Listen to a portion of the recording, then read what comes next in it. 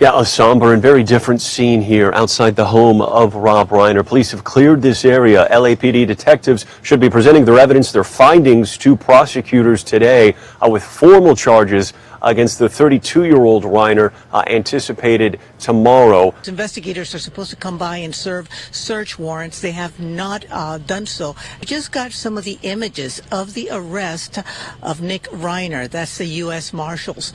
And supposedly this is the arrest. The location looks like the station over at Vermont. All signs pointing to their son, who's now in custody. And Nick checks into this hotel in Santa Monica, miles away from where the Reiner home was. Pays with his credit card, one night stay. The room service comes in a couple hours later, and there's blood all over the room, everywhere. I mean, shower, bed sheets, everywhere, Lauren. The window had been covered with the sheet. And remember, now that's him checking in at 4 a.m. The timeline now becomes a lot more clear. Take a look at this, a social media post from a TMZ. It says LAPD releases Nick Reiner arrest photos in murders of Rob and Michelle Reiner. This comes as Los Angeles police set to present a case to prosecutors today following Nick's arrest. I got nightmares in my head, I fear. Thoughts build up until I can't feel. My mind fills up into a creature, and it haunts me somewhere much deeper. I got nightmares in my head, I fear.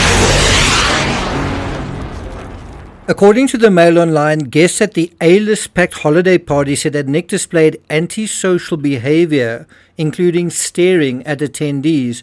At the party, sources told People that Nick was acting crazy and kept asking people if they were famous. According to NBC News, Reiner's parents were upset and embarrassed about their son's behavior at the party and expressed worries about his health. The two people asked that their names be withheld because of the sensitivity of the matter. Two people, I have a feeling I know who the sources are for those comments, because these people later went to the Reiner home, or certainly there were two people photographed outside of it. Anyway, according to NBC News, the bodies of Rob and Michelle Reiner were found in their bedroom, police said. But they weren't just found in their bedroom, they were found in their bed. They were murdered in their bed. According to the Daily Mail, the couple were found in bed with their throats cut and may have been asleep when they were murdered.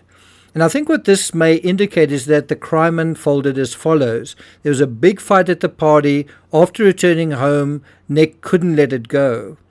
Nick perhaps couldn't sleep and just felt the resentment welling up and blamed his parents, I guess, all over again. And perhaps he took something after he got back that aggravated his already unhinged disposition, or perhaps when he got back, his parents confronted him and basically gave him an ultimatum. You're going to rehab on Monday, pack your things. And perhaps he was stewing on that when he basically lost it.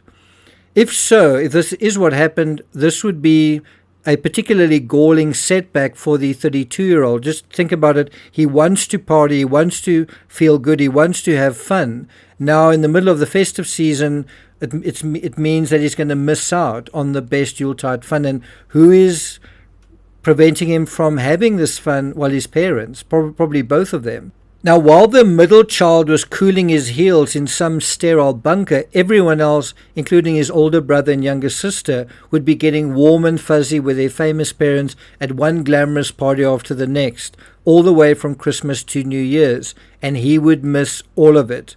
That is besides adding insult to injury, the injury being the sheer shame of the social death he just experienced at the party, basically being aggravated by yet another stint.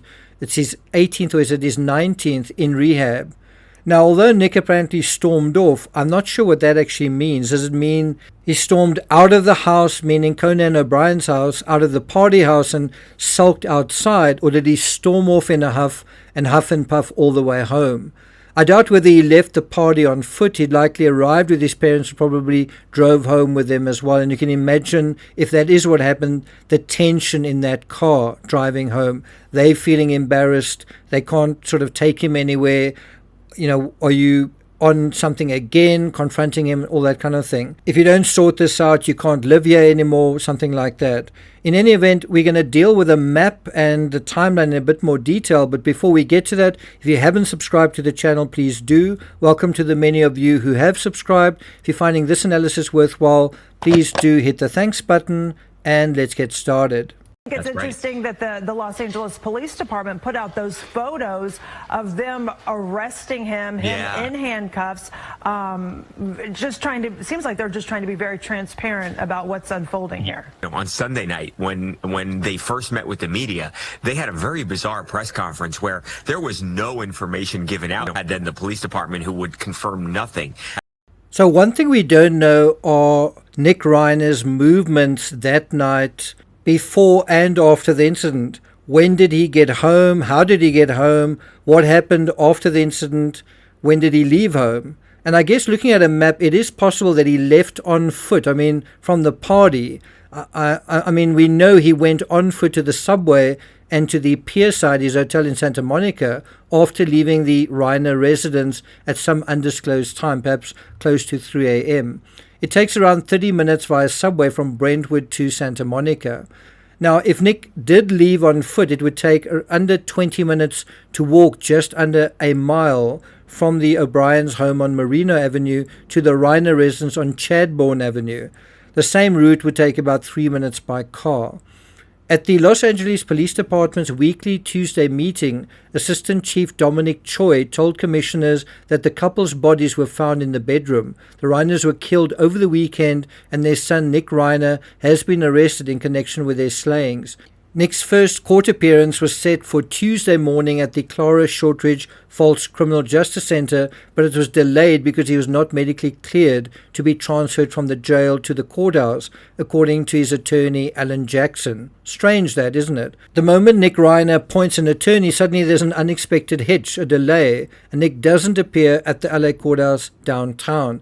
I have no idea whether Reiner's new attorney had something to do with that, but I can't help thinking some extra time for Nick to clean himself up, perhaps shave, cut his hair, etc., will do wonders for his legal fortunes. Jackson told reporters outside the courthouse that he did not know what the medical issue was, but he said that Nick will not appear before Wednesday. Meanwhile, Nick remains in custody at the Men's Central Jail in Los Angeles. Jackson will certainly have his work cut out for him in this case, but who knows, perhaps we'll have a hung jury and another huge social media campaign influencing the verdict, as we saw in the Karen Reed case. Perhaps we'll see the same thing, the police being criticized and some other handy person fingered as a more likely suspect. Perhaps even the furtive individual the security guard saw hanging around the property. I mentioned that in a previous video. Someone who was hanging around with Nick. Possibly the security guard will be high on the defense attorney's radar as well. But I would say, given how popular Reiner is, I would say that Jackson has his work cut out for him in this case. But you know what? If he can whip up a social media circus, the likes of which we saw in the Karen Reed case, who knows, perhaps we'll see some interesting scenarios brought to the fore. People are always very susceptible to conspiracy theories.